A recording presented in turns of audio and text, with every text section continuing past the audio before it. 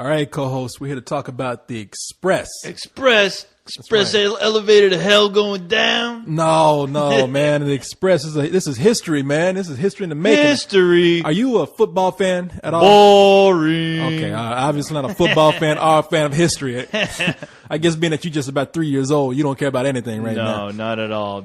No, those two subjects, they just Don't do anything for you. No, unless they're wearing capes, I don't care. unless there's TNA, I don't care. All right. Well, for somebody like me, man, this is an important piece of history right here. The Express is actually a guy named Ernie Davis. Mm-hmm. He's the first black man to win the Heisman Trophy. Just because he's black, he's important to you, Korey? It what helps. did he ever do for you? Did you put food on your table? I'm sure he's cleared a path for me somehow in life. Yeah, I'm sure. He probably got your mom pregnant or something. Oh, come on, man. He's the Martin Luther King of football. How about that? Still never heard of him. Okay. Well, this takes place. Educate me, Korey. Educate me. All right, I'm gonna give you a little bit of history here. Right. Feed your mind a little bit. Do it. Let me feed it. This was back in 1960 that he did this. In fact, now we're in Austin, Texas. Right. He went on to become like two-time All-American by leading Syracuse to a state championship. They played the Rose Bowl or the Cotton Bowl, I think. They played the Cotton Bowl. And the Cotton Bowl, Syracuse played UT.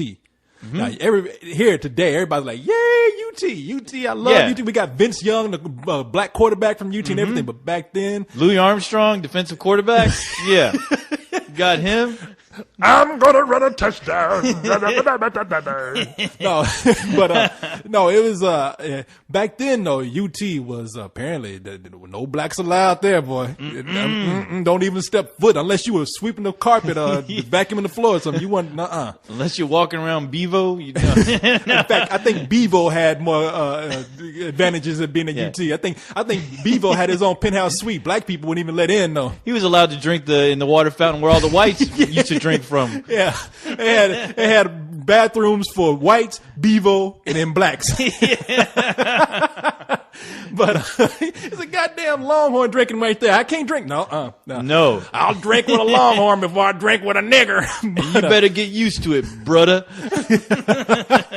Well, when the robots take over, apparently everybody would be like black people back then. We'll all be slaves. No, you all be second screwed. class. Yeah, no, you all be screwed. Yeah, exactly. So not only did Ernie Davis have to deal with the racism at his own school of Syracuse, where eventually he gained the pride of his team and the respect of the school because, of course, he could run a football. Exactly. Yeah, he did something useful for them, which is win them football games. Yeah. And all of a sudden, he's king of the world. Back then, white people didn't have no need for black people unless you did a service, so he could run that goddamn ball. So, but the rest of the world just weren't ready, and so when they get to this game, I mean, it is crazy. They're throwing bottles at this guy.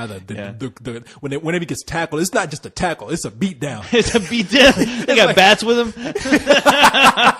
Yeah, they hit sticks and billy clubs in their jerseys. You know, you beat the shit out of them when they got them. The KKK is forming their own football team. I mean, yeah, they got hoods instead of helmets. Exactly. They got hoods over their helmets. But we're gonna get that boy. Yeah, it was like a cartoon. Whenever they tackled him, it turned to a mushroom cloud with arms and legs sticking out of it. And he's like, "Hey, help!" You see him trying to leave, get pulled back in. Help! Oh my god!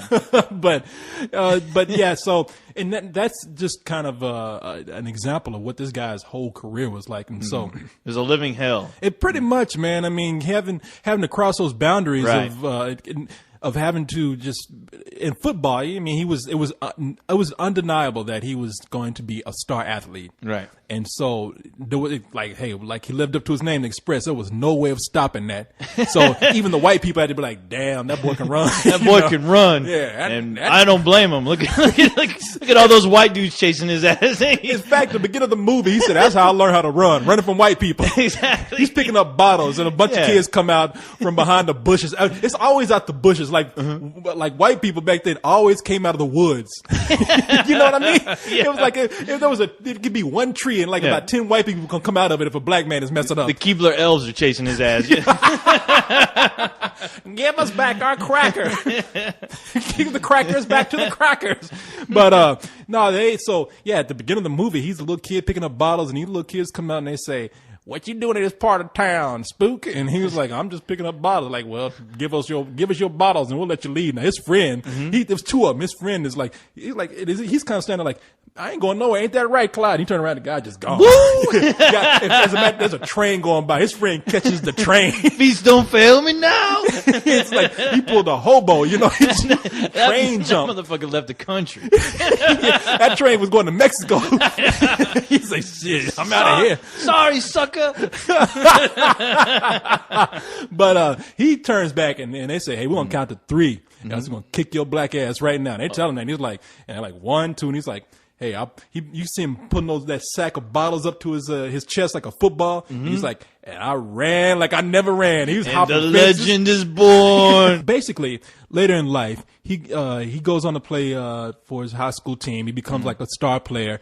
Dennis Quaid is in the movie, and Dennis Quaid is actually really good. I mean, he's really for the first time in a while. Yeah, I mean, from what you told me about him being an asshole, I was set to hate Dennis Quaid. But you just watch his roles; it looks like he's just phoning them in half the time. Well, this one, I mean, he looks like Dennis.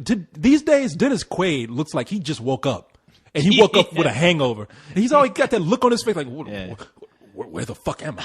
I guess Meg Ryan did a number on his ass. Yeah, I guess. Like, fucked his mind all up. He's like he's just drinking his ass out. You're like, because he's always looking like somebody shot a light on him. He's like, where am I? What the fuck is going on? But in this movie, man, he plays his coach at Syracuse, and it's based on a real guy, of course, Ben Schwartzwalder. Never heard of the guy myself, but never heard of him. Never heard of him. But nevertheless, he starts out kind of as the typical.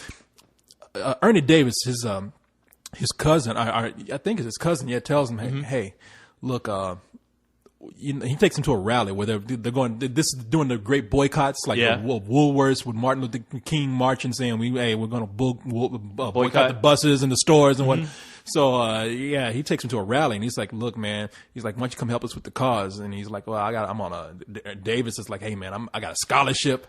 I'm getting ready to. I got to go back to school. I got my grades and what. He's like, see, man, you know what's gonna happen? You're gonna go back there. And you just gonna do whatever that white coach tells you to do. Just another nigga working for the white man. Damn. And he gets back and he thinks about that. So these two guys are kind of helping each other. Ernie Davis and this guy, Ben Schwartzwalder, they're kind of helping each other understand. Ernie Davis realizes that, hey, look, I can't take shit out for anybody. There's too many people looking at me, and I'm actually a role model now because he's a star athlete. And Ben Schwartzwalder, he's saying he always wants to sit him on the bench because they go play a lot of southern states. Yeah. And in these southern states, if a black man makes a touchdown, forget about it. They are ready to burn that place down. I mean, there are bottles flying onto the field. It's like those European soccer games. Somebody's going to die. Exactly. Like white people were like the original soccer hooligans were the football fans here, the southern football fans. I mean, they're throwing shoes, bottles. I think somebody threw a baby out on the field.